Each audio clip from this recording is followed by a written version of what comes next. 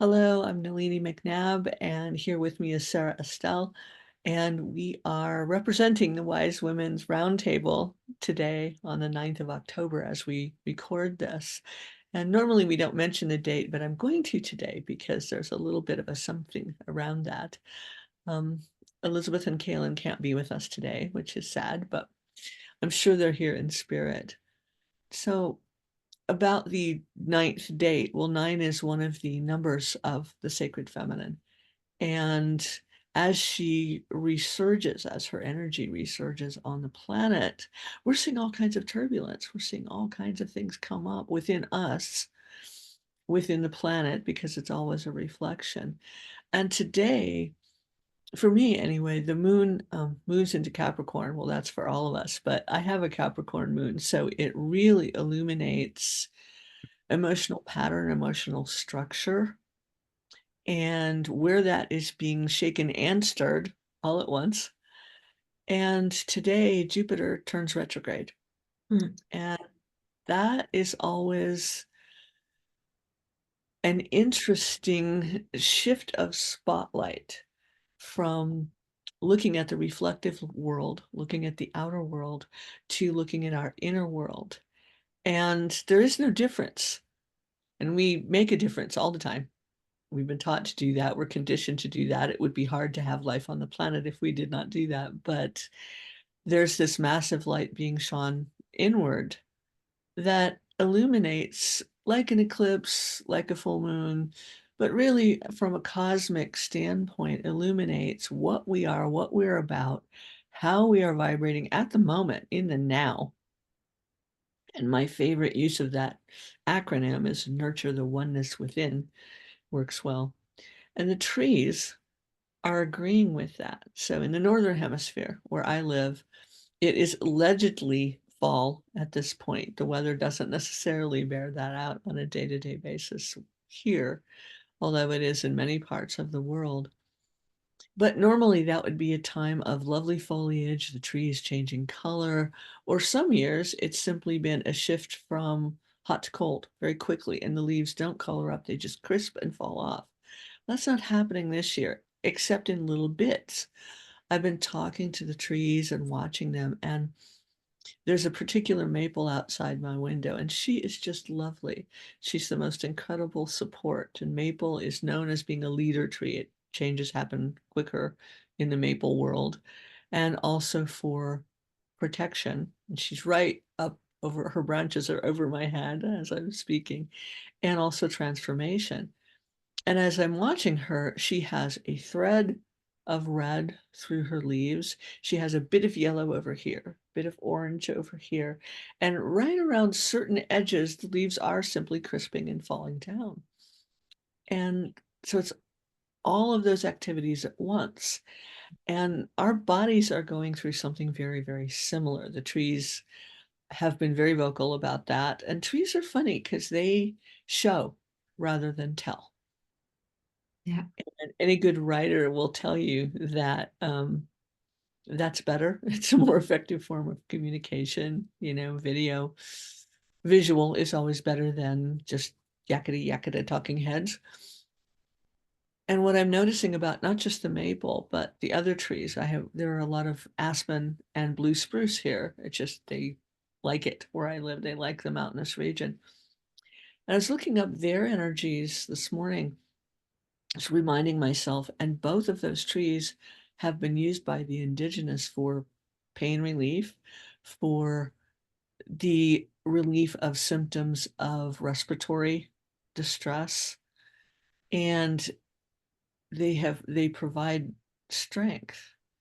And aspen in the Bach or the Batch essences is all about safety, feeling safe and sanctuary. Sarah, correct me if I'm wrong, but I think that's true. And I've taken it ever since I've lived in the area where, There yes, you go. Oh, I can't see it properly, sitting on my desk. yes, Mm. yes. And they're just starting to drop all kinds of things right now. The aspens haven't turned into their beautiful gold that they do here. It's just a cosmic experience when all the aspens turn gold at once. I lived here in the mountains at one point where there were just groves of them, and there was a place by the local creek because they do like wet feet. And you could walk there, and the whole thing was gold above you, and they had dropped golden leaves below you. And it really was like sitting in a magical cave. And I would just sit there. And even my little four-legged that I had at the time, she would just prance around and smell all the things and dip her nose in the water and then sit very quietly next to me, and we would just listen to the trees sing. What I notice right now is they are singing, of course, as they always do, and in the gusty winds that we have here from time to time, but very much like that Jupiter retrograde, that turn inward. It's not just a seasonal thing I'm noticing right now. All the trees, the aspens, the blue spruce, they they're not dropping the little candles. They have those lovely little crescent moon shaped candles that they put up. They're not dropping those this year. It's all very much turning inward very quickly. So when I asked if the trees had anything particular to say, they said, watch, look, and listen. And it's that whispering of a huge turn inward that will change the world. And it's not just the trees, it's all of nature, it's all of us, our bodies as well. And Sarah and I were talking a moment ago about whether our nervous systems are changing or becoming more sensitive or they're becoming more conscious. I don't know that any of us can say for sure, but something is definitely shifting. And it was so lovely to speak with the trees. And as I speak right now, the maple outside, it's as though those lovely lacy leafy branches are just stretching themselves around me. It's a very delicate and yet a very strong feeling of being held. And many of us, especially in the healer or light worker or whatever we name ourselves this week, in that community, we tend to do the holding. It just comes through us and we feel it's our responsibility, and so does everyone else a lot of the time. But this is a way of watching, noticing how we are held, how everything is magic. It brought me back to after, what, 14 years ago, something like that, um, when my body went through a debilitating experience. I had what's called a white stroke, and I was so held by the mountains that I was living in at the time when I could walk afterwards. Took some doing. Um, the mountain was right there under my feet, not just because I was walking on it, but just right there in support, and the trees were right there. And I was so grateful for the valley, the atmosphere, the surface world that we live in that is all magic all the time. And I truly feel that part of the shift we're going through is what the trees are saying. It just go inward, not having to be out of the world all the time. I don't know if that's possible anymore, but just watch, look, listen, and see what is happening, see what there is to see. And we are so supported by the natural world. I felt so grateful. I'm getting on a plane soon to go long distance, and I've had mixed feelings about that. But Gaia herself and her atmosphere keeps saying to me, no, you are enfolded, you're held. And it really, it's the most incredible, incredible feeling. And it's one I believe we all need to get to know. So with that, I will turn this over to my friend Sarah. Oh, thank you, Nalini. So my favourite subject, the trees. Yeah. And I loved when we were speaking earlier, you said, according to the trees, it's autumn. And I was like, wow, what a great, it's just like so inclusive for them as co-inhabitants of this earth and much wiser ones than us. Been around an awful lot longer than us and have stayed true to their own nature, whereas we haven't, not through our own fault either. So, yeah. So here in southwest France, in case anybody wonders, it's not the middle of the night, but we have our shutters closed because we have some goodness knows what going over wind. and it can get a bit gusty and unpredictable here because we're so close to the estuary. So that's why everything is dark. So yes, Nalini and I were talking before we started recording a little bit about how we were and the shift potentially in the feminine nervous system. So as Nalini said, I have zero idea either really what's going on, but I became very aware myself of the holding space part of me, which I'm very happy to do. I do a lot of. It's a natural kind of thing for me to do. But I've become aware recently that actually my system isn't what's the word? Let me find the word. Isn't doing it as well as it used to. It's not that I'm not it. No, that's not true. I think I am holding still the best space that I can, and usually that's quite effective. However, I'm crumbling a bit within it. I don't know if quite those quite right words, and whether or not it is something that's just passing through or whether it's a shift. And through us talking today, I think we're both kind of agreeing that there's potentially a shift of how we just need to be different and potentially, for me, allowing in more support and being more open and just asking for help basically on a very practical level. So when I tuned in today, I was like, what was really up for me right now is our nervous systems. Mine is reasonably calm, although somewhat tired right now, but I think most has. My nervous system is not feeling particularly jangled right now. However,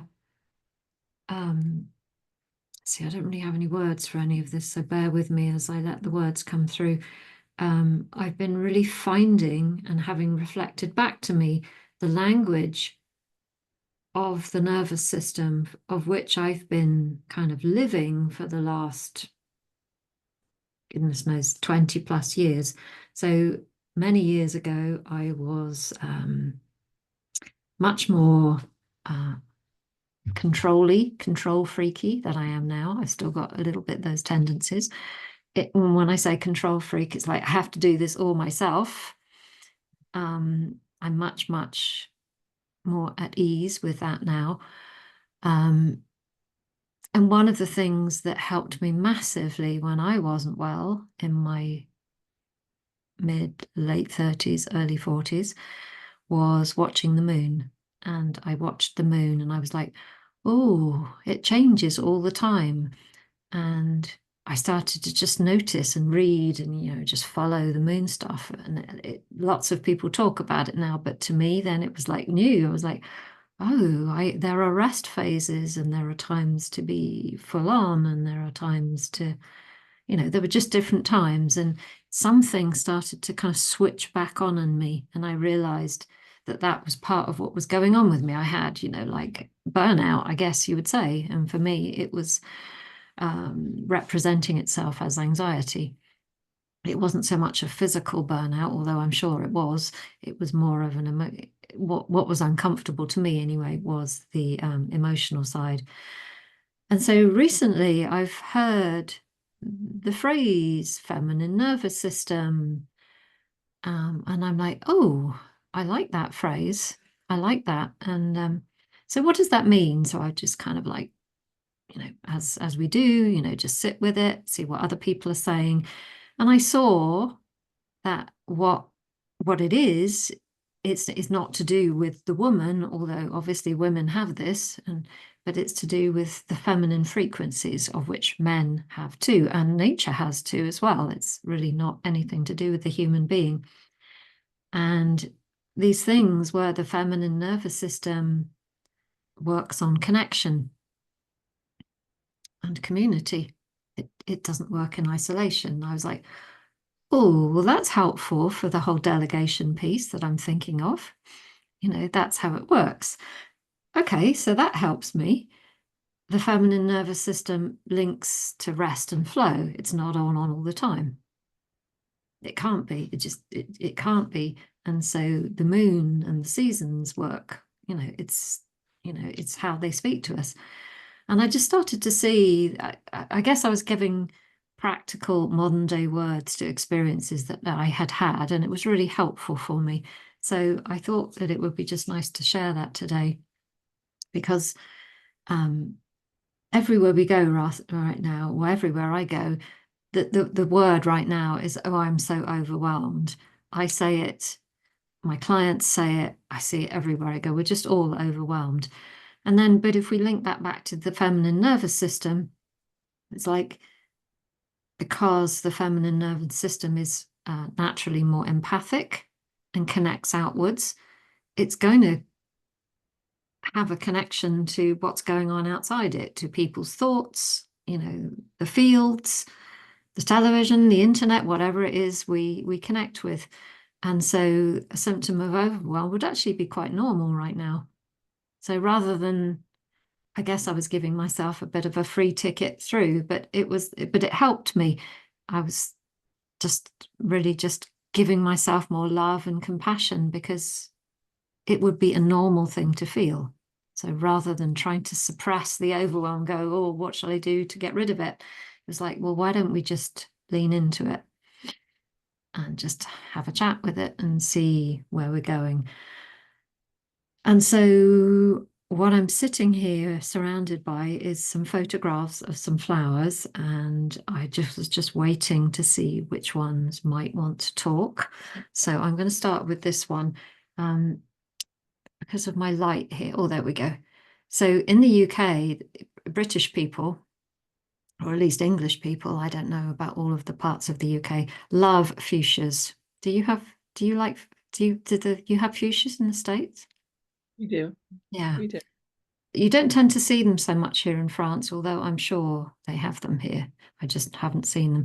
I love fuchsias, and I had lots of them in my garden in the UK, and I had to leave them all behind because we couldn't bring them through, which we weren't allowed to, which was crazy. But anyway, um, so I love their colours. I love their little skirts. I love how they hang down.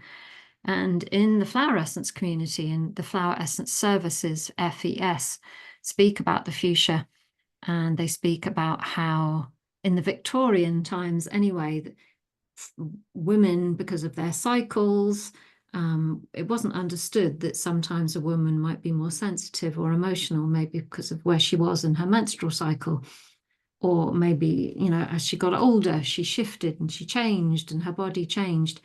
And how in the Victorian times, they spoke of a woman being in hysteria. And then apparently hysteria meant that she was, being affected by her cycle. But isn't it interesting how that word hysteria has kind of become something quite different? So fuchsia is one of the essences that they speak about for these shifts, when we feel so deeply into the outside world that doesn't understand, possibly to the sort of more, say, to the man who wasn't in touch with his feminine, not his fault, it's just the way where they were or are, would see her as hysterical. And so the fuchsia is one of the flowers that really helps us ground these emotions. And it's not that we don't need to be hysterical. We don't need to speak. If we want to cry, we cry. If we have to express something, we can express it. But, usually it's not a particularly comfortable feeling. So it's allowing ourselves to ground into it. So I thought that would be a really nice one for the feminine nervous system, just to bring some more understanding. And one to do with community and connection, especially as we're going into these Aquarian times there. This is, as you can see, where can I put it? There we go, a red rose. So this particular red rose grew, and maybe still does, in a friend's garden in the UK. And it was when I first started making essences, and they were just like, I don't know about hundreds, but there weren't just a couple of roses. The whole side of the garden was covered with these roses. So very excitedly, we made an essence. My friend Jeannie, her name is, we made an essence together. And the bowl was just full of these roses, and it was beautiful. And we were being all kind of like feminine and going, oh, it must be about love and all this kind of thing. But anyway, when we sat down, it had nothing to do with the kind of Valentine's Day red rose. It was all about grandmother energy and love and being supported and being connected. And a lot of my flower essence students have taken red rose as part of the flower essence diploma that I run. And all of them really sink into this beautiful feeling of being loved and being held. So again, I think based on what we were saying about the feminine nervous system, I thought it would be nice just to introduce some of these beautiful flowers to you to help us calm and understand ourselves a little bit better. Mm. Yeah, so I could speak for hours, but I won't. Save some more for another time. Oh, Yeah, so it's been a very lovely conversation. it has. Thank you, Sarah. Yay. So thank you to everybody who's watched. Yes. We hope that you have enjoyed what we've shared, and we would love to hear if it speaks to you as well. And we would actually love to hear that you're allowing yourself to be held. We're Mm. all learning about this, letting that nervous system be soothed and comforted. Yeah, absolutely. It's a really very nourishing conversation. I think the more that we can speak about it and allow ourselves to be human in the process, the easier it just gets for everybody. We can just let it go. Mm. Mm. Mm. Thank you. Thank you, Nalini, and thank you to everybody that's listened. Yes. Thank you all. Bye bye, everybody.